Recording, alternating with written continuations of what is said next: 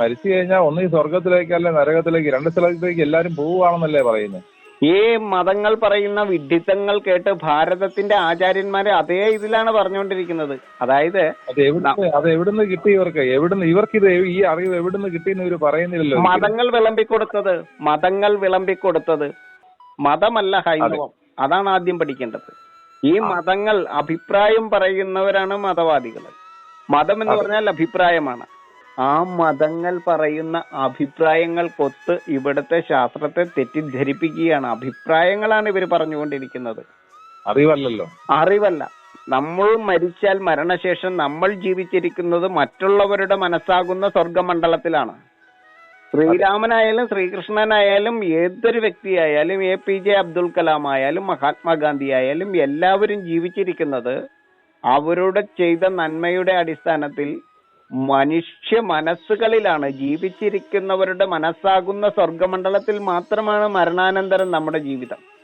നന്മ ചെയ്താൽ ഒരിക്കലും ആരും പഴിക്കാത്ത, എല്ലാവരും വാഴ്ത്തുന്ന മനസ്സാകുന്ന സ്വർഗീയതയിൽ ജീവിക്കും. അനേകായിരം മനസ്സുകളിൽ ജീവിക്കും. അതെ, അവർക്ക് മരണങ്ങളില്ല. അനേകായിരം വർഷങ്ങളോളം ജീവിക്കും. ചിലപ്പോ ഇദ്ദേഹം ജീവിച്ചിരുന്നത് 30-40 വയസ്സ് വരെ ആയിരിക്കാം. പക്ഷേ 400 കൊല്ലം, 4000 കൊല്ലം, 4 ലക്ഷം കൊല്ലം കഴിഞ്ഞാലും ജനമനസ്സുകളിലൂടെ ആ അറിവ്, ചരിത്രത്തിൽ ഇടം പിടിച്ചവരുടെ ആ അറിവുകൾ പകർന്നു പോകും. അവർക്ക് മരണമില്ല. അവരുടെ സ്വർഗത്തിൽ എത്ര നാൾ അവർ ജീവിച്ചിരിക്കുവോ അത് അവർ എത്ര നന്മയാണ് ചെയ്തിരിക്കുന്നത് അതിനനുസരിച്ച് ആ കാലാവധി നീളും. നന്മയാണ് ചെയ്തിരിക്കുന്നതെങ്കിൽ മനസ്സിൽ ചേർത്ത് വെക്കും, സ്വർഗത്തിൽ ചേർത്ത് വെക്കും. നമ്മുടെ സ്വർഗം എന്ന് പറഞ്ഞാൽ നമ്മളുടെ മനസ്സിലാണ്.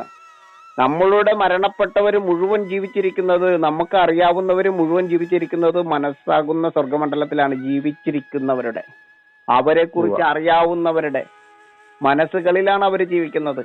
എത്രയോ പൂർവികർ മോഹൻജി ഇവിടെ ജീവിച്ച് മരിച്ചിട്ടുണ്ട്.